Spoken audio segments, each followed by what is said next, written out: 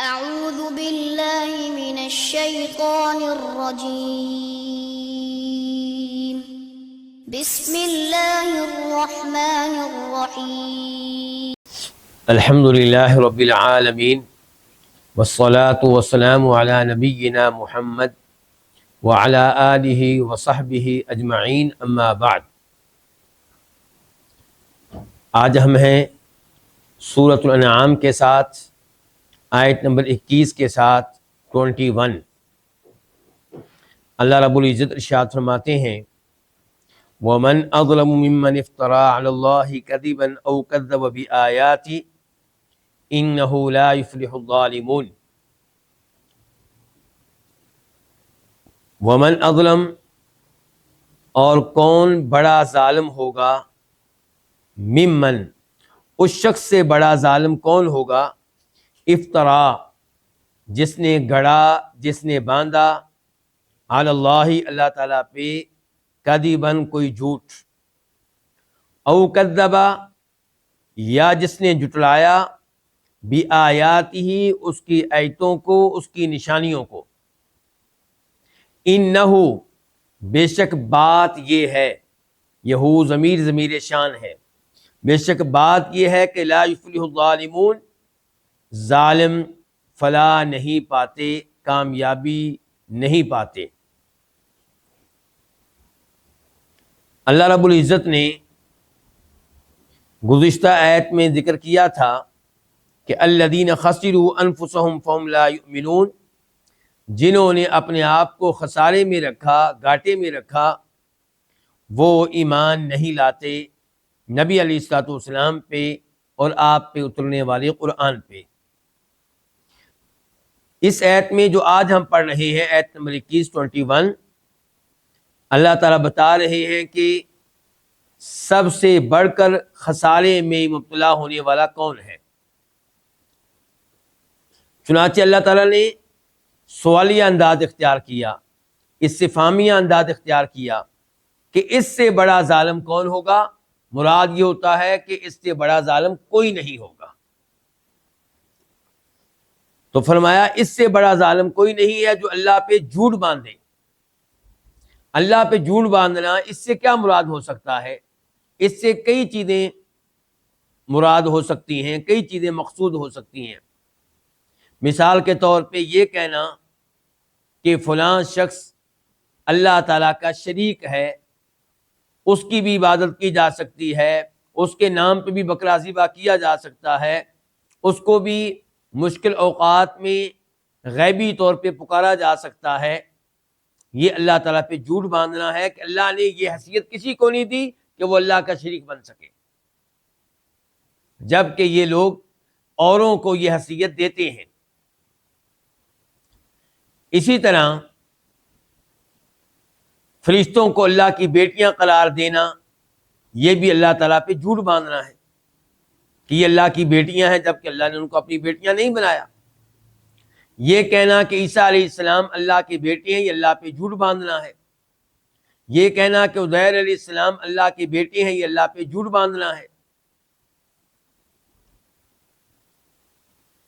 اور جن چیزوں کو اللہ تعالیٰ نے حلال قرار دیا، انہیں حرام قرار دینا بغیر کسی علم کے، یہ بھی اللہ پہ جھوٹ باندھنا ہے۔ اور جن کو اللہ تعالیٰ نے حرام قرار دیا، ان کو حلال قرار دینا، یہ بھی اللہ پہ جھوٹ باندھنا ہے۔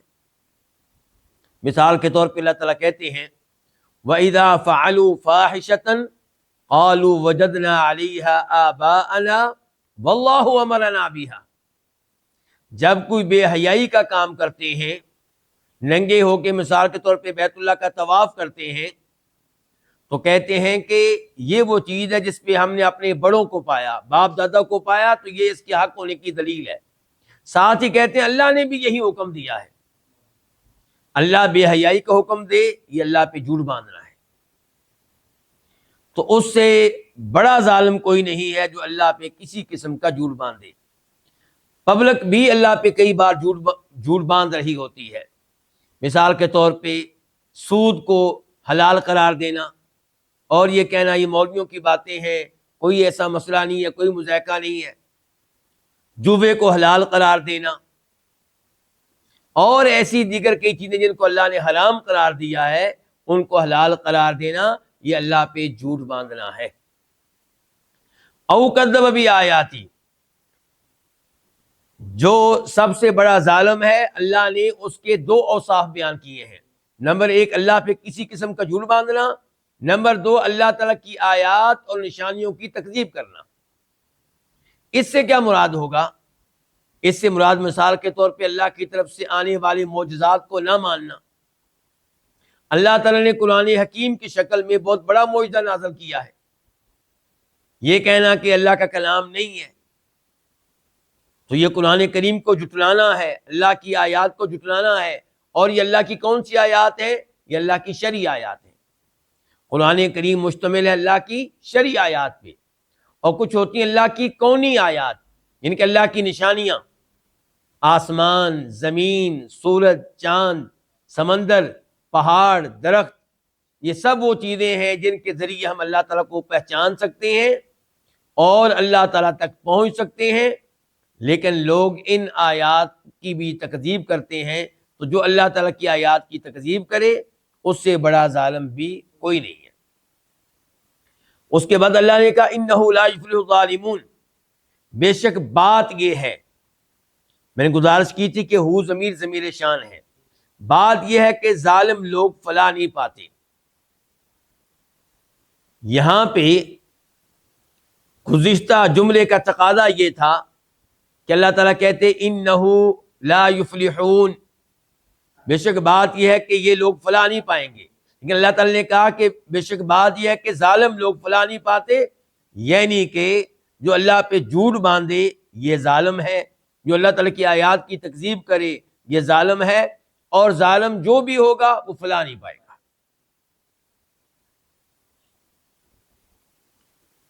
آیت نمبر 22 وَيَوْمَ نَحْشُرُهُمْ جَمِيعًا، تذکرہ کیجئے اس دن کا، یعنی کہ یوم سے پہلے اذکرو یا اذکر، اور یہ بھی آپ کہہ سکتے ہیں کہ اتقو، کہ ڈریے اس دن سے۔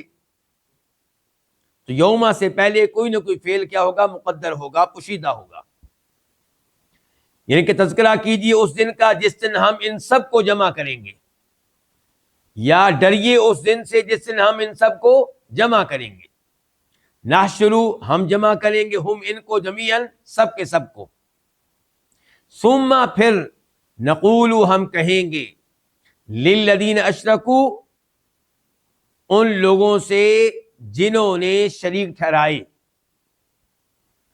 اینا، کہاں ہیں، شرکاؤکم، تمہارے شریک، کم کا معنی تمہارے، شرکا، شریک ان کی جمع ہے، کہاں ہیں تمہارے شریک، کہاں ہیں تمہارے وہ شریک، کیونکہ الذین صفت ہے کس کی؟ شرکاؤکم کی، کہاں ہیں تمہارے وہ شریک، الذین کنتم تزعمون، جن کو تم گمان کرتے تھے، الذین، جن کو کنتم، تم تھے، تزعمون، گمان کرتے، کیا گمان کرتے تھے؟ کہ وہ اللہ کے شریک ہے، یعنی کہ یوں ہوگا این شرکاؤکم الذین کنتم تزعمونہم شرکاء للہ۔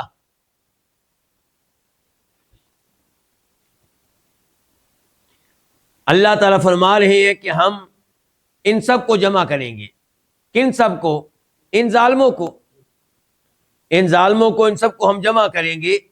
ثم نقول، پھر ہم ان سے سوال کریں گے، ان سے پوچھیں گے، ہم کہیں گے، کن سے کہیں گے؟ ان سے جو اللہ تعالیٰ کے ساتھ اوروں کو شریک کرتے رہے، ربوبیت میں یا عبادت میں، اللہ تعالیٰ کے ساتھ اوروں کو شریک کرتے رہے، اللہ تعالیٰ کے ساتھ ساتھ کسی اور کے نام پہ بھی بکرے ذبح کرتے رہے، اللہ تعالیٰ کے ساتھ ساتھ اوروں کو بھی مشکل اوقات میں غیبی طاقتوں کا مال سمجھ کر پکارتے رہے۔ مثال کے طور پہ یا اللہ مدد بھی کہتے تھے اور یا رسول اللہ مدد بھی کہتے تھے، یا اللہ مدد بھی کہتے تھے، یا علی مدد بھی کہتے تھے، اللہ کے نام پہ بھی بکرے ذبح کرتے تھے، اور کبھی کبھی شیخ عبد القادر جیلانی رحمہ اللہ کے نام پہ بھی بکرے ذبح کرتے تھے، بتوں کے نام پہ بکرے ذبح کرتے تھے، بتوں کو پکارتے تھے۔ تو فرمایا پھر ہم کہیں گے ان لوگوں سے جنہوں نے اوروں کو اللہ کا کیا بنایا؟ شریک بنایا. این شرکاؤکم، کہاں ہیں تمہارے وہ شریک جن کو تم گمان کرتے تھے کہ وہ اللہ کے شریک ہے، کہاں ہیں وہ؟ یہ سوال کیوں ہوگا؟ ان کو ڈانٹ پلانے کے لیے کہ کہاں ہیں تمہارے وہ شریک جن کو تم شریک کرتے تھے، ان کے وہ سامنے آئیں، تمہاری مدد کریں، تمہیں عذاب سے بچائیں، تمہاری شفاعت کرنے کی جرت کریں. ثم آیت نمبر 23 ثم پھر لم تکن فتنتہم، نہیں ہوگا ان کا فتنہ، نہیں ہوگی ان کی معذرت، نہیں ہوگا ان کا فریب، نہیں ہوگا ان کا جواب. فتنہ سے مراد معذرت ہو سکتا ہے، فتنہ سے مراد آپ فریب اور ان کا بہانہ مراد لے سکتے ہیں، فتنہ سے مراد آپ جواب لے سکتے ہیں کہ آگے سے ان کا جواب ایک ہی ہوگا، آگے سے ان کی معذرت ایک ہی ہوگی، آگے سے ان کا بہانہ ایک ہی ہوگا. وہ کیا؟ ثم لم تکن فتنتہم، پھر نہیں ہوگا ان کا فتنہ، الا مگر ان قالوا، یہ کہ وہ کہیں گے. کیا کہیں گے؟ واللہ، اللہ کی قسم. واؤ قسمیہ ہے، یہاں پہ واؤ کا معنی اور نہیں ہے. کیا معنی ہے؟ اللہ کی قسم. ربنا، جو ہمارا رب ہے. ربنا یہ لفظ اللہ کی صفت ہے، یا آپ کہہ سکتے ہیں بدل ہے. ما کننا، ہم نہیں تھے، مشرکین، شریک کرنے والے، یعنی کہ ہم نہیں تھے اوروں کو اللہ کا شریک ٹھہرانے والے. تو اس آیت میں اللہ نے بیان کیا ہے کہ یہ لوگ روز قیامت شرک کا انکار کر دیں گے. یہ کہیں گے کہ ہم نے کبھی کسی کو اللہ کا شریک بنایا ہی نہیں تھا. اس کا مطلب یہ ہے کہ حقیقت کا انکار کریں گے، اس کا مطلب ہے کہ جھوٹ کہیں گے. جبکہ اللہ رب العزت فرماتے ہیں سورہ نساء میں آیت نمبر 42 میں 42، یومئذ یود الذین کفروا وعصوا الرسول لو تسوی بہم الارض ولا یکتمون اللہ حدیثا، کہ اس دن خواہش کریں گے وہ لوگ جنہوں نے کفر کیا اور جو اللہ کے رسول علیہ السلام کی نافرمانی کرتے رہے، آپ کی معصیت کا ارتکاب کرتے رہے، یہ خواہش کریں گے کہ انہیں ان پہ زمین برابر کر دی جائے، وہ مٹی کا حصہ بنا دیے جائیں تاکہ ان کا حساب کتاب نہ ہو، انہیں سزا نہ ملے. اللہ نے کہا اسی آیت کے آخر میں وَلَا يَكْتُمُونَ اللَّهَ حَدِيثًا، اللہ تعالیٰ سے کسی بھی بات کو چھپا نہیں سکیں گے. تو اللہ نے سورہ انسان میں کیا کہا؟ اللہ سے کسی بھی بات کو چھپا، اور یہاں پہ چھپا رہے ہیں، اپنے شرک کو چھپا رہے ہیں، قسم اٹھا کے اپنے شرک پہ پردہ ڈالنے کی کوشش کر رہے ہیں. تو قرآن کی ان دو آیتوں میں بظاہر آپ کو کیا لگ رہا ہے؟ ٹکراؤ، تضاد. تو اس کا جواب کیا ہے آپ کے پاس؟ یہی سوال کیا گیا تھا عبداللہ ابن عباس رضی اللہ تعالیٰ عنہما سے. تو انہوں نے اس سوال کے جواب میں یہ کہا کہ جب وہ دیکھیں گے کہ جنتی لوگ جنت میں داخل ہو رہے ہیں اور انہیں یقین ہو جائے گا کہ اہل ایمان کے سوا، توحید والوں کے سوا کوئی جنت میں داخل نہیں ہو سکتا، تو پھر وہ یہ منصوبہ بنائیں گے کہ ہم شرک کا انکار کر دیتے ہیں. لیکن اللہ رب العزت ان کے منہوں پہ مہر لگا دیں گے، ان کے ہاتھ، ان کے پاؤں کلام کریں گے، گفتگو کریں گے اور اقرار کریں گے کہ ہم شرک کرتے رہے، آپ کے جرائم، اپنے جرائم کو مان لیں گے. تو دونوں آیتوں میں کوئی ٹکراؤ، کوئی تضاد نہیں ہے. ویسے بھی یہ بات ہمیشہ معلوم رہنی چاہیے کہ آخر کا دن کتنے گھنٹے کا ہوگا؟ 5 گھنٹے کا کہ 10 گھنٹے کا؟ 50,000 سال کے برابر ہوگا. تو اس دن کے کئی حالات ہیں، کبھی یہ ہو رہا ہوگا، کبھی وہ ہو رہا ہوگا. تو اللہ تعالیٰ ایک جگہ پہ قیامت کا ایک منظر ذکر کرتے ہیں اور دوسری جگہ پہ قیامت کا دوسرا منظر ذکر کرتے ہیں. وہ اپنی جگہ پہ ٹھیک ہے، یہ اپنی جگہ پہ ٹھیک ہے. تو اس میں کوئی تضاد یا ٹکراؤ نہیں ہے. کبھی یہ والی صورتحال ہوگی، کبھی وہ والی صورتحال ہوگی.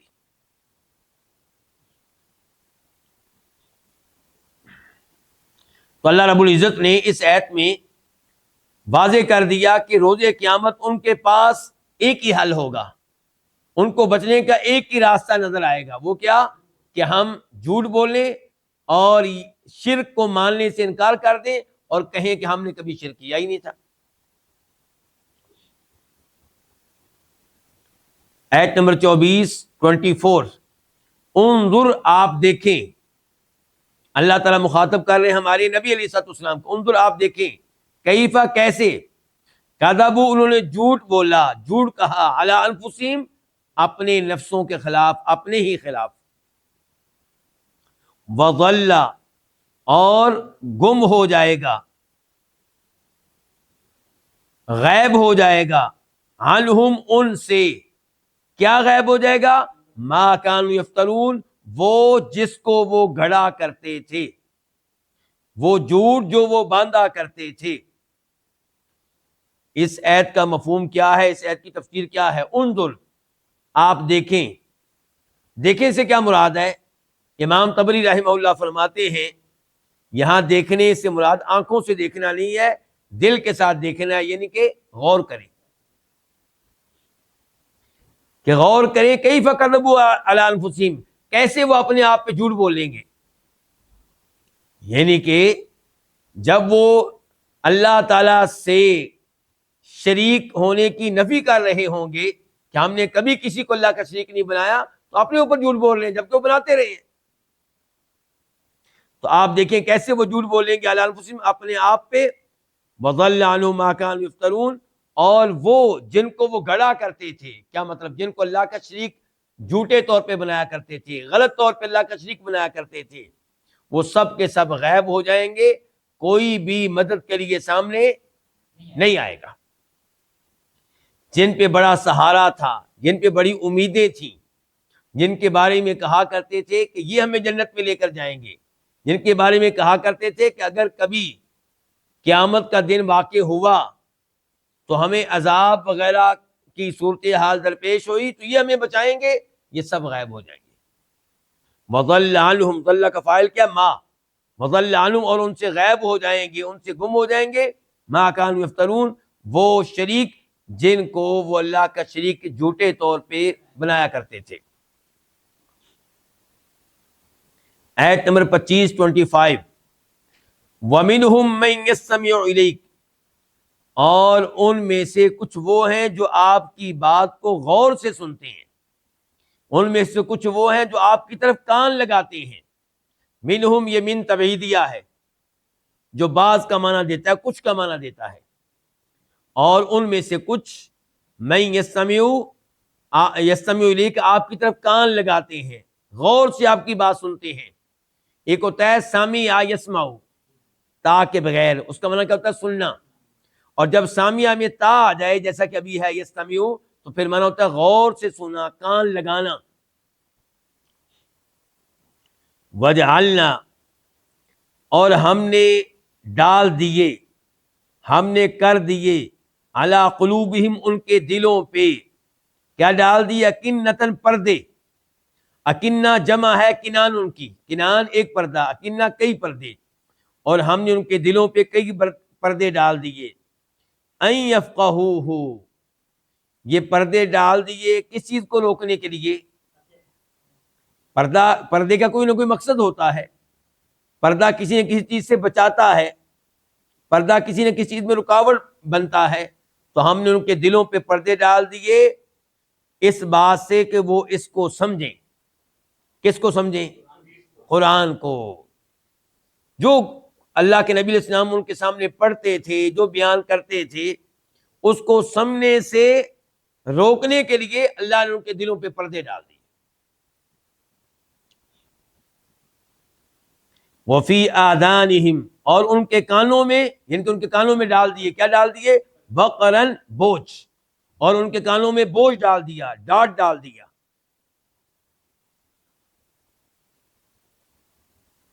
یہ کیوں ڈال دیا؟ تاکہ وہ حق بات کو سمجھ نہ سکیں، قرآن کو سمجھ نہ سکیں۔ وَإِن يَرَوْا، اور اگر وہ دیکھیں، کُلَّ آیَةٍ، ہر نشانی کو، تمام نشانیوں کو، لا یؤمنوا، وہ نہیں ایمان لائیں گے، بہا، ہر نشانی پہ، تمام نشانیوں پہ، حتیٰ یہاں تک کہ اذا، جب، جاؤ، وہ آتے ہیں، کا، آپ کے پاس، یجادلونک، جب کہ وہ آپ سے بحث و مباحثہ کر رہے ہوتے ہیں، آپ سے جگڑ رہے ہوتے ہیں، یقول، کہتے ہیں، الذین کفروا، وہ لوگ جنہوں نے کفر کیا، ان ھذا، نہیں ہے یہ، ان کی یہ قرآن نہیں ہے یہ، الا، مگر، اساطیر، فرضی کہانیاں، باطل داستانیں، الاولین، پہلے لوگوں کی۔ اساطیر جمع ہے اسطورۃ کی، اسطورہ فرضی کہانی، گڑی ہوئی کہانی، بنائی ہوئی کہانی، باطل داستان۔ اب آتے ہیں اس آیت کی تفسیر کی طرف۔ اللہ رب العزت نے آیت کے شروع میں واضح کیا کہ ان میں سے زیادہ تر لوگ وہ ہیں جو آپ کا قرآن سننا ہی نہیں چاہتے، بلکہ جن کی سوچ یہ ہے کہ دوسروں کو بھی قرآن سننے سے روکا جائے اور خود بھی اس سے دور رہا جائے۔ وقال الذین کفروا لا تسمعوا لهذا القرآن والغوا فیہ لعلکم تغلبون، کافروں نے کہا کہ اس قرآن کو نہ سنو، ایک دوسرے سے کہہ رہے ہیں اس قرآن کو نہ سنو، جب اس قرآن کی تلاوت ہو رہی ہو شور شرابہ کرو، کیوں؟ لعلکم تغلبون، تاکہ تم اس پہ غالب آ جاؤ جو تلاوت کر رہا ہے۔ لیکن کچھ ایسے تھے، اللہ تعالیٰ نے بیان کیا، کہ جو کان لگا کر آپ کی گفتگو، آپ کی تلاوت سنا کرتے تھے، لیکن اس کے باوجود حق قبول نہیں کرتے تھے، ایمان نہیں لاتے تھے۔ کیوں؟ وجہ کیا ہے؟ جب قرآن جیسا عظیم کلام سن لیا، جو معجزہ ہے، جو اللہ کا کلام ہے، تو ہونا یہ چاہیے کہ سنتے ہی انسان مسلمان ہو جائے، سنتے ہی انسان توحید کو قبول کر لے، لیکن یہ قبول نہیں کرتے۔ اللہ نے اس کی وجہ بیان کی ہے کہ جب قرآن نازل ہوا، نازل ہوتے ہی ان کو چاہیے تھا کہ اس پہ ایمان لے آتے، لیکن انہوں نے قرآن کا مذاق اڑایا، قرآن کو انسانی کاوش قرار دیا، اور کہا کہ محمد جھوٹ کہتا ہے علیہ الصلوۃ والسلام کہ اللہ کا کلام ہے، یہ اللہ کا کلام نہیں ہے۔ جب اس انداز سے انہوں نے مذاق اڑایا، استہزاء کیا، قرآن کو جادو قرار دیا، فرضی کہانیاں قرار دیا، تو اللہ تعالیٰ نے ان سے ایمان لانے کی توفیق چھین لی، ان کے دلوں پہ موریں لگا دی۔ اب وہ نہیں حق قبول کر سکیں گے۔ اس میں تنبیہ ہے میرے اور آپ کے لیے، انسان کے پاس حق آئے فوراً قبول کرنا چاہیے۔ حق کو ماننے سے انکار کرنا تکبر ہے، اور خطرہ یہ ہے کہ اللہ تعالیٰ کہیں آئندہ حق بات کو مان لینے کی توفیق ہی نہ چھین لے۔ اللہ تعالیٰ فرماتے ہیں اسی صورت میں، وَنُقَلِّبُ أَفْئِدَتَهُمْ وَأَبْصَارَهُمْ كَمَا لَمْ يُؤْمِنُوا بِهِ أَوَّلَ مَرَّةٍ، کہ ہم ان کے دلوں کو پھیر دیتے ہیں، ہم ان کی نگاہوں کو پھیر دیتے ہیں، اب وہ حق قبول نہیں کر سکیں گے، اب حق ان کے دلوں میں نہیں اترے گا، ان کی نگاہیں اب حق کو دیکھ نہیں سکیں گے۔ کیوں یا اللہ؟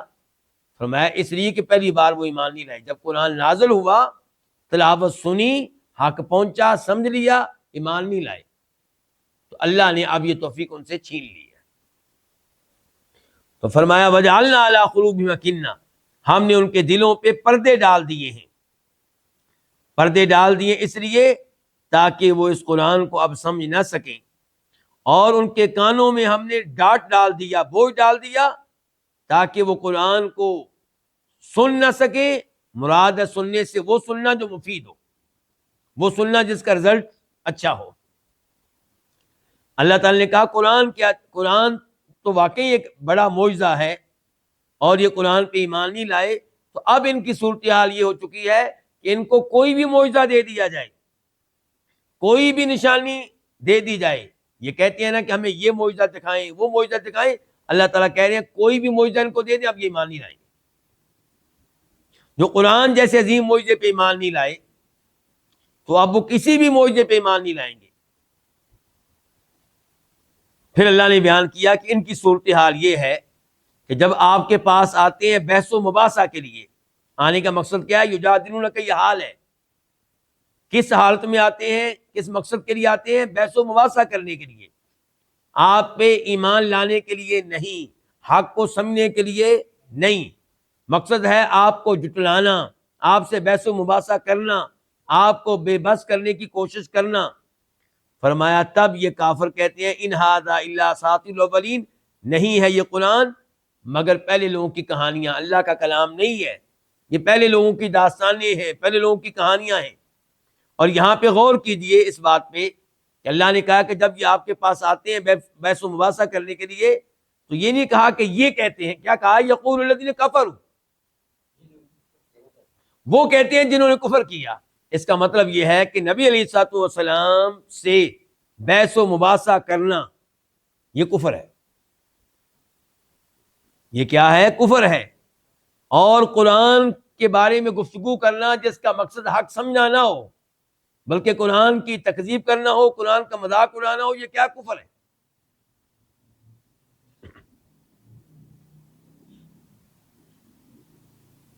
آیت نمبر 26 وَهُمْ يَنْهَوْنَ عَنْهُ وَيَنْأَوْنَ عَنْهُ، وَهُمْ اور وہ، يَنْهَوْنَ روکتے ہیں، منع کرتے ہیں، عنہ اس سے، کس سے؟ ایک قول یہ ہے کہ اس سے مراد قرآن کریم ہے، اور دوسرا یہ ہے کہ اس سے مراد نبی علیہ الصلوۃ والسلام ہے۔ وہ روکتے ہیں اس سے، یعنی کہ وہ لوگوں کو روکتے ہیں اس سے، یعنی کہ قرآن سے، کہ قرآن نہ سنو، قرآن پہ ایمان نہ لاؤ۔ اور دوسرا یہ کہ لوگوں کو روکتے ہیں نبی علیہ الصلوۃ والسلام سے کہ اس کے پاس نہ جاؤ، اس کی گفتگو نہ سنو، اس کی تلاوت نہ سنو، اس پہ ایمان نہ لاؤ۔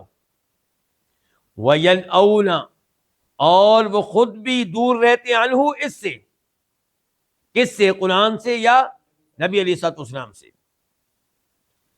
وَإِن يُهْلِكُونَ اور وہ نہیں، ان کا معنی ہم کیا کہہ رہے ہیں یہاں پہ؟ نہیں، جبکہ عام طور پہ ان کا معنی ہم کیا کرتے ہیں؟ اگر، اور ان عام طور پہ شرطیہ ہوتا ہے اس لیے ہم اس کا معنی کرتے ہیں اگر، لیکن یہاں پہ ان کے بعد آ رہا ہے الا، اس لیے یہاں پہ ان کا معنی کیا ہے؟ نفی کا، نہیں کا۔ اور وہ نہیں یہلکون ہلاک کر رہے، تباہ و برباد کر رہے، الا انفسهم مگر اپنے نفسوں کو، اپنے آپ کو، وما یشعرون جبکہ وہ شعور نہیں رکھتے، واو حالیہ ہے، جبکہ حالانکہ وہ شعور نہیں رکھتے۔ اس آیت میں اللہ تعالی نے واضح کیا کہ یہ لوگوں کو بھی منع کرتے ہیں قرآن سننے سے، نبی علیہ الصلوۃ والسلام کی گفتگو سننے سے، قرآن پہ ایمان لانے سے، نبی علیہ السلام پہ ایمان لانے سے، اور خود بھی قرآن سے دور رہتے ہیں، اللہ کے نبی علیہ السلام سے دور رہتے ہیں۔ دونوں کام جرم ہیں، ایک جرم یہ کہ خود قرآن نہ سننا، خود ایمان نہ لانا، دوسرا یہ ہے کہ دوسروں کو بھی قرآن سننے سے منع کرنا اور ان کو بھی قرآن پہ ایمان لانے سے منع کرنا۔ ممکن ہے یہ سوچتے ہوں کہ ہم بڑی کامیابی حاصل کر رہے ہیں کہ ہم نے ایک دنیا کو محمد کے قریب آنے سے منع کیا ہوا ہے علیہ الصلوۃ والسلام، ایک دنیا کو ہم نے قرآن کریم کے قریب آنے سے منع کیا ہوا ہے۔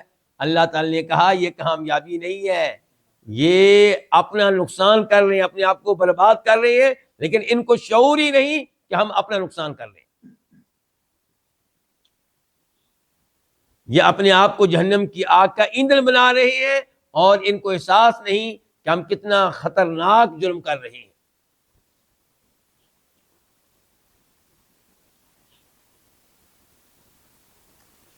کچھ مفسرین نے یہ کہا ہے کہ اس آیت سے مراد ابو طالب ہیں، نبی علیہ الصلوۃ والسلام کے چچا، کہ وَهُمْ يَنْهَوْنَ عَنْهُ کہ وہ لوگوں کو روکتے ہیں آپ سے۔ کیا مطلب؟ وہ لوگوں کو روکتے ہیں آپ کی گفتگو سننے سے نہیں، پہلی تفسیر ہم نے کی تھی آپ کی گفتگو سننے سے، قرآن سننے سے۔ اب یہ کہ لوگوں کو روکتے ہیں آپ سے، یعنی کہ جو آپ کو نقصان پہنچانا چاہتے ہیں، آپ کو ہلاک کرنا چاہتے ہیں، آپ کو قتل کرنا چاہتے ہیں، ابو طالب ان کے سامنے رکاوٹ بن جاتے ہیں، قریب نہیں آنے دیتے، لیکن افسوس کی بات یہ ہے کہ خود بھی ایمان نہیں لاتے۔ یہ بھی ایک تفسیر کی گئی ہے، لیکن پہلی تفسیر زیادہ واضح ہے۔ آیت نمبر 27 وَلَوْ تَرَا، اور کاش، لو کا ترجمہ اگر بھی کیا جاتا ہے، کاش بھی کیا جاتا ہے، کہیں پہ اگر کرتے ہیں، کہیں پہ کاش۔ جب آپ کہیں گے اگر، اس کا مطلب ہے کہ لو شرطیہ ہے، پھر ہمیں جواب شرط ڈھونڈنا پڑے گا، اور جواب شرط یہاں پہ موجود نہیں ہے، مذکور نہیں ہے، پھر یہ ماننا پڑے گا کہ وہ پوشیدہ ہے۔ اور اگر آپ کہتے ہیں کہ لو یہاں پہ کاش کے معنی میں ہے، تمنی کے لیے ہے، تو اس کے لیے جواب ڈھونڈنے کی ضرورت نہیں پڑتی۔ وَلَوْ تَرَا، اور کاش آپ دیکھیں، اذ، اس وقت جب، وقفوا، انہیں روک لیا جائے گا، انہیں ٹھہرایا جائے گا، انہیں کھڑا کیا جائے گا، علی النار، آگ پہ، آگ کے سامنے، فقالوا، تو وہ کہیں گے، یا لیتنا، اے کاش ہم، نردو، واپس بھیجے جائیں، اے کاش ہم واپس بھیجے جائیں، ہمیں لٹا دیا جائے، ولا نکذب، اور ہم نہ جٹلائیں، بآیات ربنا، اپنے رب کی آیتوں کو، اپنے رب کی نشانیوں کو، ونکون، اور ہم ہو جائیں، من المؤمنین، ایمان لانے والوں میں سے۔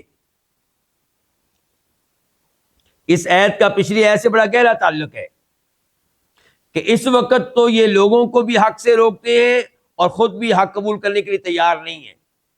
روز قیامت کیا صورتحال ہوگی کہ جب انہیں آگ کے سامنے کھڑا کیا جائے گا، ابھی آگ میں پھینکا نہیں گیا، ابھی آگ میں ڈالا نہیں گیا، آگ کو دیکھ کر، ہولناک خطرناک عذاب دیکھ کر کہیں گے، اے کاش ہمیں دنیا میں واپس بھیج دیا جائے، ہمیں قرآن پہ ایمان لانے کا موقع دیا جائے، ہم دنیا میں واپس بھیجے جائیں، اور ہم وہاں پہ اللہ کی آیتوں کی تصدیق کریں گے، تکذیب نہیں کریں گے، مذاق نہیں اڑائیں گے، بلکہ ایمان لائیں گے قرآن پہ، اللہ تعالیٰ پہ، آخرت پہ، نبی علیہ الصلوۃ والسلام پہ۔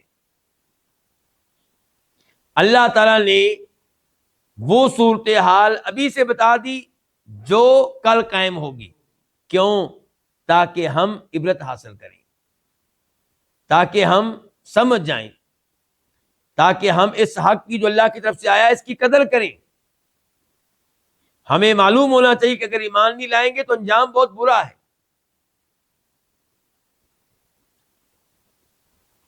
وَلَوْ تَرَا، اور کاش آپ دیکھیں، یعنی کہ کاش آپ دیکھیں یہ منظر، کاش آپ دیکھیں یہ منظر، جب ان کو روک لیا جائے گا، جب ان کو ٹھہرایا جائے گا، جب ان کو کھڑا کیا جائے گا، علی النار، آگ پہ، آگ کے سامنے ان کو پیش کیا جائے گا، فقالوا، تو تب یہ کہیں گے، یا لیتنا، اے کاش، نردو، ہمیں واپس بھیجا جائے، کہاں؟ دنیا میں، ولا نکذب بآیات ربنا، اور ہم اپنے رب کی آیتوں کی تکذیب نہ کریں، قرآن کی تصدیق کریں، قرآن کی ایک ایک آیت کو مانیں، اپنے رب کی باقی نشانیوں کو بھی مانیں، وَنَكُونَ مِنَ الْمُؤْمِنِينَ، اور ہم ہو جائیں ایمان لانے والوں میں سے۔ کس پہ ایمان لانے والوں میں سے؟ یہ اللہ نے نہیں بتایا۔ مراد کیا ہے؟ ہر اس چیز پہ ایمان لانے والوں میں سے بن جائیں جس پہ ایمان لانا ضروری ہے۔ کاش ہم دنیا میں جائیں، اللہ پہ بھی ایمان لائیں، اللہ کے نبی پہ بھی ایمان لائیں، آخرت پہ ایمان لائیں، قرآن پہ ایمان لائیں۔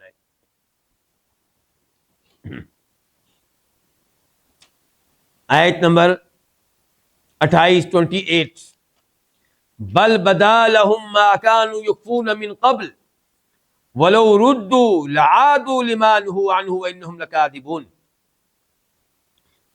بلکہ، بدا ظاہر ہو چکا، ظاہر ہو جائے گا، لفظی معنی ہے بدا کا ظاہر ہو چکا، کیونکہ فعل ماضی ہے، لیکن اللہ تعالیٰ یہ باتیں ماضی کی بتا رہے ہیں کہ مستقبل کی، مستقبل کی. اللہ تعالیٰ مستقبل کی باتیں، آخرت کی باتیں ماضی کے الفاظ کے ساتھ بتاتے ہیں، یہ پیغام دینے کے لیے کہ مستقبل کے ان امور کا حقیقت بن جانا اتنا ہی یقینی ہے جتنا یقینی ہے ان امور کا جو ہو چکے. بلکہ بدا ظاہر ہوگا، بدا یبدو، یہ بدا نہیں ہے، دال کے بعد حمزہ نہیں ہے، دال کے بعد الف ہے. بدا یبدو کا معنی ہوتا ہے آغاز کرنا، شروع کرنا، شروع ہونا. لیکن یہاں پہ بدا یبدو ظاہر ہونا، ظاہر ہوگا. لہم ان کے لیے کیا ظاہر ہوگا؟ بدا کا فاعل کی طرح ما کانوا یخفون من قبل، جو وہ چھپایا کرتے تھے من قبل، اس سے پہلے. بلکہ ان کے لیے ظاہر ہو چکا ہوگا جو وہ چھپایا کرتے تھے من قبل، اس سے پہلے. ولو ردوا، اور اگر انہیں لٹایا جائے، یہاں پہ لو شرطیہ ہے، یہاں پہ تمنی کے لیے نہیں ہے. ولو، اور اگر ردوا، انہیں واپس بھیج دیا جائے، انہیں لٹایا جائے. لعادو، یہ دو الفاظ ہیں، لام الگ ہے، عادو الگ ہے. لعادو، البتہ یقیناً عادو، وہ لوٹیں گے. لما نہوا عنہ، اسی کام کی طرف، اسی عمل کی طرف جس سے ان کو منع کیا گیا تھا. وَإِنَّهُمْ، اور بے شک وہ، لَكَاذِبُونَ، البتہ کاذبون، جھوٹے ہیں، جھوٹ کہنے والے ہیں. بڑی عظیم یہ آیت ہے.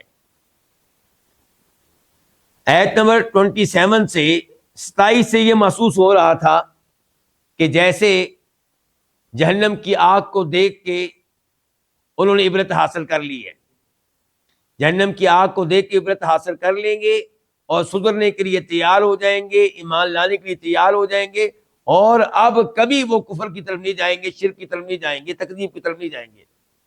اللہ نے کہا بل، نہیں، ایسا کوئی معاملہ نہیں ہے. یہ غلط فہمی نہیں ہونی چاہیے. بس بات اتنی ہے، بلکہ بدا لہم، ان کے لیے واضح ہو چکا ہوگا، ما کان یخفون من قبل، وہ جس کو وہ اس سے پہلے چھپایا کرتے تھے. اس سے کیا مراد ہے؟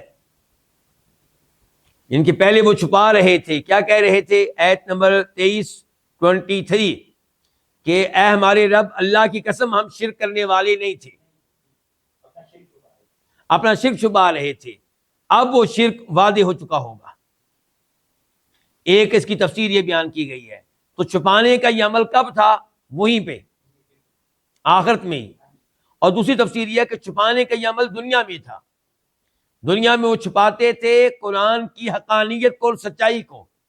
دل میں ان کو پتا تھا کہ اللہ کے نبی بھی سچے، قرآن بھی سچا علیہ الصلوۃ والسلام.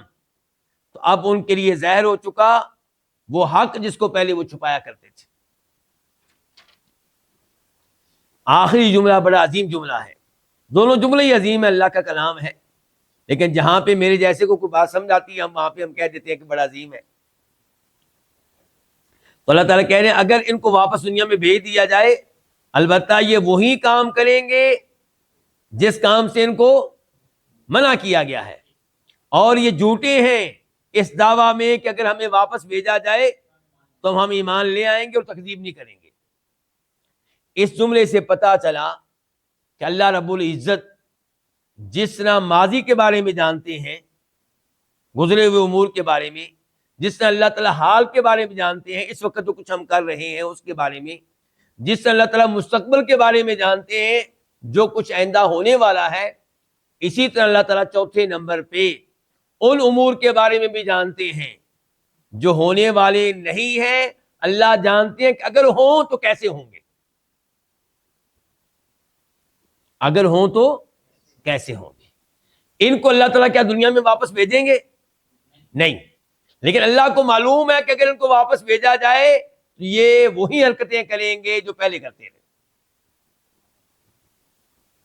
اس سے آپ جان سکتے ہیں کہ عالم الغیب کون ہے. تو انبیاء کرام علیہ السلام میں سے کسی ایک کو عالم الغیب قرار دینا، اللہ کے اولیاء میں سے کسی کو عالم الغیب قرار دینا، یہ بہت بڑی گمراہی ہے. یہ حقیقت ہے کہ اللہ تعالیٰ نے اپنے کئی نبیوں کو کئی غیبی باتیں بتائی ہیں، لیکن جو غیبی باتیں اللہ نے بتائی ہیں یہ ان باتوں کے مقابلے میں جو اللہ نے نہیں بتائی بہت تھوڑی ہیں۔ انبیاء کرام علیہ السلام کا ٹوٹل علم اللہ کے علم کے مقابلے میں ایسے ہی ہے جیسے سمندر کے وسیع و عریض پانی کے مقابلے میں پانی کا وہ قطرہ جو کوئی پرندہ اپنی چونچ میں لے لے۔ تو اس لیے انبیاء کرام علیہ السلام کو عالم الغیب کہنا یہ درست نہیں ہے، یہ عقیدہ قرآن کے عقیدے کے خلاف ہے۔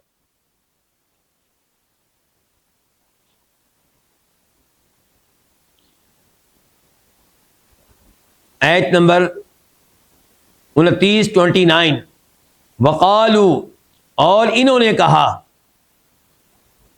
اب اللہ رب العزت ایک دفعہ پھر دنیا میں کی گئی ان کی گفتگو کو بیان کر رہے ہیں۔ وقالو، انہوں نے کہا، ان ہیا، نہیں ہے یہ، ہیا سے مراد ہے حیات، زندگی، نہیں ہے یہ الا حیات دنیا، مگر ہماری دنیاوی زندگی، یعنی کہ ہماری دنیاوی زندگی کے علاوہ کوئی اور زندگی نہیں ہے، کوئی آخرت نہیں ہے، کوئی قیامت نہیں ہے، کوئی قبروں سے اٹھایا نہیں جانا، اور نہیں ہے یہ مگر ہماری دنیاوی زندگی۔ یہاں پہ بھی ان کو ہم نے کیا بنایا ہے، شرطیہ کہ نافیہ؟ نافیہ، نہیں کا معنی، کیونکہ یہاں پہ بھی ان کے بعد الا آ گیا۔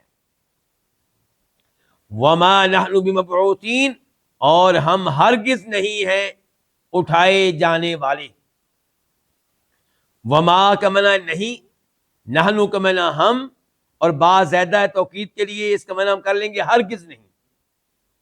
مبعوث جس کو اٹھایا جائے، مبعوثین جمع۔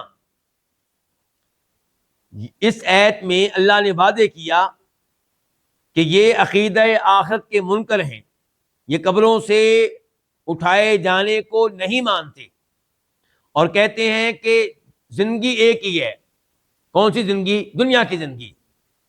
اس زندگی میں جتنے مزے اڑانے ہیں اڑا لو، اس کے بعد کچھ نہیں ہے۔ تو انہوں نے کہا کہ نہیں ہے زندگی مگر یہی ہماری دنیاوی زندگی، اور ہمیں ہرگز نہیں اٹھایا جائے گا۔ ہم مٹی ہو چکے ہوں گے، ریزہ ریزہ ہو چکے ہوں گے، ہمیں کون اٹھائے گا؟ تو اخروی زندگی کی کوئی حقیقت نہیں ہے، اور بڑے زور و شور سے انہوں نے اخروی زندگی کا کیا کیا ہے؟ انکار کیا۔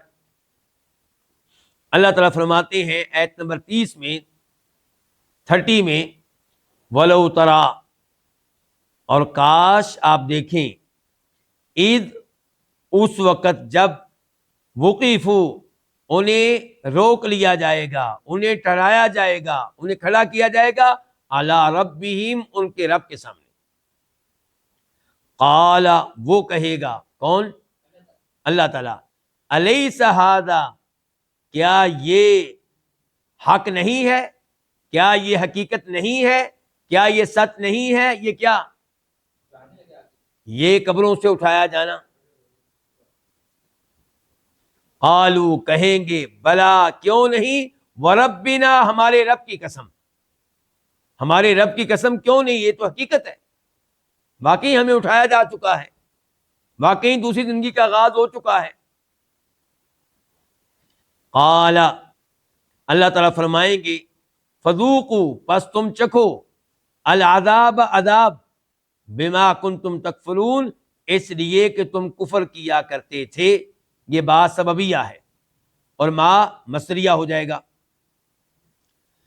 انہوں نے کہا آیت نمبر 29 میں 29 میں کہ دنیاوی زندگی کے علاوہ کوئی زندگی نہیں ہے، آخرت کے عقیدے والی سوچ غلط ہے، کسی کو قبر سے دوبارہ اٹھایا نہیں جائے گا۔ تو اللہ تعالیٰ نے آخرت کا منظر ان کے سامنے رکھ دیا، ہمارے سامنے رکھ دیا۔ اللہ تعالیٰ کہتے ہیں، وَلَوْ تَرَا، کاش آپ دیکھیں جب ان کو قبروں سے اٹھایا جائے گا اور پھر رب کے سامنے پیش کیا جائے گا، رب کے سامنے روک لیا جائے گا، رب کے سامنے کھڑا کیا جائے گا، رب کے سامنے ٹھہرا لیا جائے گا۔ قالا، تو اللہ تعالیٰ کہے گا، الیس ھذا بالحق، اب بتاؤ قبروں سے اٹھایا جانا یہ حقیقت ہے یا نہیں؟ یہ سچ ہے یا نہیں، یہ درست ہے یا نہیں؟ قالوا کہیں گے بلا و ربنا، کیوں نہیں، ہمارے رب کی قسم عقیدہ آخرت بالکل حقیقت ہے، سچ ہے، درست ہے، ایمان لائیں گے تب جب ایمان لانا فائدہ نہیں دے گا۔ قال تو اللہ تعالیٰ پھر کہیں گے اب ایمان لانے کا فائدہ نہیں ہے، فذوقوا العذاب، اس لیے تم عذاب چکھو، بوجہ اس کے کہ تم کفر کیا کرتے تھے۔ کفر کا رزلٹ یہ ہے، کفر کا نتیجہ یہ ہے کہ اب تمہیں عذاب چکھنا ہوگا، عذاب سہنا ہوگا، عذاب برداشت کرنا ہوگا۔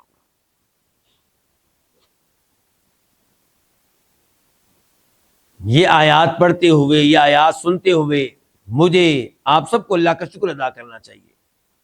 اللہ نے ہمیں قرآن پہ ایمان لانے کی توفیق بخشی، اللہ نے ہمیں نبی علیہ الصلوۃ والسلام پہ ایمان لانے کی توفیق بخشی، اللہ نے ہمیں آخرت پہ ایمان لانے کی توفیق بخشی، اور ہمیشہ اللہ کا شکر گزار بندہ بن کے زندگی گزارنی چاہیے، اور کافروں کی دنیاوی ترقی سے مرعوب اور متاثر نہیں ہونا چاہیے، ان کو اپنے سے بہتر نہیں سمجھنا چاہیے، بلکہ یہ جان لینا چاہیے کہ یہ وہ لوگ ہیں جو حق سے محروم کر دیے گئے، جن کو حق قبول کرنے کی توفیق نہیں ملی، یہ جہنم کی آگ کا ایندھن بننے والے ہیں، اور ان کو دیکھ کے اللہ کا شکر ادا کرنا چاہیے کہ یا اللہ تیرا شکر ہے کہ تو نے اس گمراہی سے، اس کفر سے، شرک سے ہمیں محفوظ رکھا۔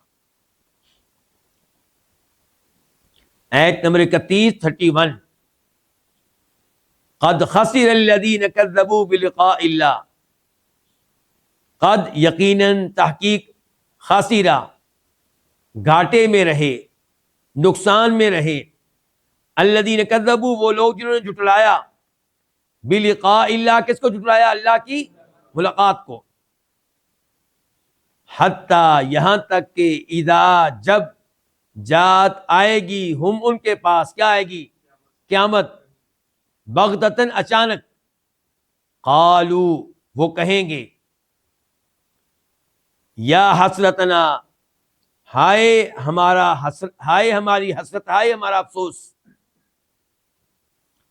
علی ما فرطنا فیہا، اس پہ جو فرطنا ہم نے کمی کوتاہی کی، فیہا اس میں، فیہا اس میں یعنی کہ دنیا میں، اور دوسرا مفہوم اس کا ہو سکتا ہے کہ جو ہم نے کمی کوتاہی کی، فیہا اس کی بابت، اس کے متعلق، یعنی کہ قیامت کے متعلق، وہم جب کہ وہ واو حالیہ ہے، یہ حال ہے کس سے؟ قالو سے، کہ وہ یہ الفاظ کہیں گے جب کہ وہ یحملون اٹھائے ہوئے ہوں گے، اوزارہم اپنے اپنے بوجھ، اوزار وزر ان کی جمع ہے، اپنے اپنے بوجھ اٹھائے ہوئے ہوں گے، علی ظہورہم اپنی پشتوں پہ، گناہوں کا بوجھ اپنی پشتوں پہ اٹھائے ہوئے ہوں گے، الا خبردار، ساء برا ہے، ما یزرون وہ بوجھ جو وہ اٹھائے ہوئے ہوں گے۔ اللہ رب العزت نے اس آیت میں وعدے کیا کہ عقیدہ آخرت پہ ایمان لانے کی وجہ سے کتنا نقصان ان کو اٹھانا پڑے گا۔ عقیدہ آخرت پہ ایمان لائیں گے تو آپ نمازیں پڑھیں گے، عقیدہ آخرت پہ ایمان لائیں گے تو آپ نیکیاں کریں گے، عقیدہ آخرت پہ ایمان لائیں گے تو آپ گناہوں سے دور رہیں گے۔ جب آپ ایمان ہی نہیں لائے، آپ تو تباہ و برباد ہو گئے۔ تو فرمایا تحقیق گھاٹے میں ہیں وہ لوگ، نقصان میں ہیں وہ لوگ جنہوں نے اللہ کی ملاقات کو جھٹلا دیا، بلقاء اللہ یعنی کہ البعث، اس عقیدے کو جھٹلا دیا کہ ہمیں قبروں سے اٹھایا جائے گا، اللہ کے سامنے پیش کیا جائے گا، اور ہماری اللہ سے ملاقات ہوگی، اور ہمیں اللہ کو دیکھنے کا موقع ملے گا، اس سب کو جھٹلا دیا۔ اگر یہ آخرت پہ ایمان لے آتے، توحید پہ ایمان لے آتے، قرآن پہ ایمان لے آتے، مومن بن جاتے، تو جنت میں اللہ تعالیٰ کو دیکھنے کا موقع ملتا۔ تو تحقیق وہ لوگ خسارے میں ہیں جنہوں نے اللہ کی ملاقات کو جھٹلا دیا۔ تو یہ کفار جو اللہ تعالیٰ کے وجود کو نہیں مانتے، جن کا آخرت پہ ایمان نہیں ہے، یہ کامیاب لوگ ہیں کہ ناکام ہیں؟ ناکام ہیں۔ حتیٰ یہاں تک کہ، یعنی کہ ان کی تکذیب جاری رہے گی، یہ تکذیب پہ قائم رہے، اللہ قیامت کو جھٹلاتے رہے، یہاں تک کہ جب ان کے پاس قیامت آ جائے گی، بغتتاً کیسے آئے گی؟ اچانک، قالو تب کیا ہوگا؟ اذا کا جواب کیا؟ قالو تب یہ کہیں گے یا حسرتنا، ہائے ہمارا افسوس، کہ آج ہمیں افسوس ہے اس کمی کوتاہی پہ جو ہم نے کی دنیا میں، یا ہمیں افسوس ہے اس کمی کوتاہی پہ جو ہم نے کی عقیدہ آخرت کے بارے میں۔ یہ الفاظ وہ کہہ رہے ہوں گے، حسرت کا اظہار کر رہے ہوں گے، پشیمانی کا اظہار کر رہے ہوں گے، جب کہ گناہوں کا بوجھ، کفر و شرک کا بوجھ ان کی پشت کے اوپر ہوگا۔ الا ساء ما یذرون، اللہ تعالی نے فرمایا خبردار، برا ہے وہ بوجھ جو وہ اٹھائے ہوئے ہوں گے۔ اس سے برا بوجھ کیا ہو سکتا ہے؟ گناہوں کا بوجھ، کفر و شرک کا بوجھ، اس سے برا بوجھ کیا ہو سکتا ہے؟ آیت نمبر 32 وَمَا الْحَيَاةُ الدُّنْيَا، اور نہیں ہے دنیاوی زندگی۔ یہ ما جو ہے اس کا معنی ہم نے کیا کیا؟ نہیں، یعنی کہ اس کو بھی نافیہ بنا دی ہے، حالانکہ یہ کبھی موصولہ ہوتا ہے، کبھی استفہامیہ ہوتا ہے، تو یہاں پہ ہم نے اس کو نافیہ کیوں بنایا؟ کیونکہ آگے الا آ رہا ہے۔ وَمَا الْحَيَاةُ الدُّنْيَا، اور نہیں ہے دنیاوی زندگی الا مگر لعب، ایک کھیل، وَلَهْوٌ، اور ایک تماشا، وَلَلدَّارُ الْآخِرَةُ، واو کا معنی اور لدار، یہ دو الفاظ ہیں، لام الگ ہے، الدار الگ ہے۔ الدار کا معنی ہوتا ہے گھر، اور لام کا معنی یقیناً، بے شک، اور یقیناً الدار الآخرہ، اخروی گھر، خیر، بہت بہتر ہے، للذین، ان لوگوں کے لیے، یتقون، جو تقوی اختیار کرتے ہیں، جو بچتے ہیں گناہوں سے، شرک وغیرہ سے۔ افلا تعقلون، پس کیا تم عقل نہیں کرتے؟ پس کیا تم سمجھتے نہیں ہو؟ فا کا معنی پس، حمزہ کا معنی کیا، لا نہیں، تعقلون، تم سمجھتے ہو، تم عقل کرتے ہو۔ اللہ رب العزت نے اس آیت میں وعدے کیا کہ دنیاوی زندگی آخرت کی زندگی کے مقابلے میں ایک کھیل تماشا ہے۔ جیسے چھوٹے چھوٹے بچے وہ کھیل رہے ہوتے ہیں، اپنا گھر بناتے ہیں اور مختلف چیزیں تیار کرتے ہیں، وہ گھر کتنی دیر رہتا ہے؟ 1 منٹ، 5 منٹ، 1 سیکنڈ، 2 سیکنڈ۔ تو دنیاوی زندگی کی حقیقت آخرت کے مقابلے میں بچوں کے ان گھروں کی طرح ہے جو کھیل تماشا ہے۔ یہ دنیا کی زندگی کچھ حقیقت نہیں رکھتی آخرت کی زندگی کے مقابلے میں۔ تو آخرت کی زندگی کو ضائع کر دینا دنیا کی خاطر بہت بڑی بیوقوفی ہے۔ آپ کفر و شرک کا ارتکاب کرتے رہیں اور کفر و شرک پہ مبنی کام کرتے رہیں اور حرام کمائی کرتے رہیں، کس کی خاطر؟ اس دنیا کی خاطر، بہت بڑی بیوقوفی ہے۔ فرمایا دنیاوی زندگی آخرت کے مقابلے میں نہیں ہے مگر ایک کھیل اور تماشا، اور یقیناً اخروی گھر بہتر ہے ان لوگوں کے لیے جو تقوی اختیار کرتے ہیں۔ اخروی گھر ویسے تو سب کے لیے بہتر ہے، لیکن جو کفر پہ رہیں گے ان کے لیے تو بہتر نہیں ہوگا، انہوں نے تو ہمیشہ ہمیشہ کے عذاب میں رہنا ہے۔ لیکن جو تقوی اختیار کریں، شرک سے بچیں، کبیرہ گناہوں سے بچیں، اللہ کی نافرمانیوں سے بچیں، فرائض و واجبات کو اپنائیں، یہ متقی ہیں، ان کے لیے اخروی گھر یعنی کہ جنت بہت بہتر ہے۔ نبی علیہ السلام فرماتے ہیں ایک حدیث میں کہ جنت میں کوڑے کے برابر جگہ مل جائے، کتنی جگہ؟ کوڑے کے برابر جگہ مل جائے، دنیا و ما فیہا سے بہتر ہے۔ دنیا کی ساری نعمتیں ایک پلڑے میں ہوں، دنیا کی ہر نعمت ایک پلڑے میں ہو، اور جنت کی جگہ ایک کوڑے کے برابر دوسرے پلڑے میں ہو، فرمایا دنیا و ما فیہا کی کوئی حیثیت نہیں ہے کوڑے کے برابر اس جگہ کے مقابلے میں جو جنت میں ملے گی۔ اللہ کے نبی علیہ السلام نے یہ بھی فرمایا کہ جنتی عورتوں میں سے کوئی عورت اگر دنیا کی طرف جھانکے تو پوری دنیا روشن ہو جائے، اور جنتی عورت کا دوپٹہ دنیا و ما فیہا سے بہتر ہے۔ پوری عورت نہیں کہا گیا، صرف اس کا دوپٹہ، باقی جو اس نے زیورات پہنے ہوں گے اور باقی جو اس کے پاس نعمتیں ہوں گی ان کا مقابلہ چھوڑیے 2 منٹ کے لیے، صرف وہ دوپٹہ جو جنتی عورت نے لے رکھا ہوگا، فرمایا دنیا اور دنیا کی تمام نعمتوں سے بہتر ہے۔ اس لیے اللہ تعالیٰ کہہ رہے ہیں وَلَلدَّارُ الْآخِرَةُ خَيْرٌ لِلَّذِينَ يَتَّقُونَ، یقیناً اخروی گھر بہت بہتر ہے ان لوگوں کے لیے جو تقوی اختیار کرتے ہیں۔ افلا تعقلون، پس کیا تم سمجھتے نہیں ہو، پس کیا تم عقل نہیں رکھتے ہو۔ ان آخری آیات سے پتہ چلا کہ انسان کو چاہیے کہ عقیدہ آخرت پہ ایمان رکھے اور آخرت کے بارے میں پڑھتا رہے، سنتا رہے، تاکہ آخرت کے بارے میں اس کا یقین بڑھتا رہے اور آخرت کی تیاری میں اضافہ ہوتا رہے۔ اگر جتنا آپ کا عقیدہ آخرت پہ مضبوط ہوگا، اسی قدر زیادہ آپ گناہوں سے دور رہنے والے ہوں گے۔ جس قدر آپ کا عقیدہ آخرت کمزور ہوگا، اسی قدر زیادہ آپ گناہوں کا ارتکاب کرنے والے ہوں گے۔ اللہ رب العزت سے دعا ہے کہ اللہ تعالی ہمیں دنیا کی حقیقت کو سمجھنے کی توفیق دے اور آخرت کی حقیقت کو سمجھنے کی توفیق دے، اور اللہ ہمیں آخرت کی تیاری کرنے کی توفیق دے۔ وآخر دعوانا الحمد للہ رب العالمین۔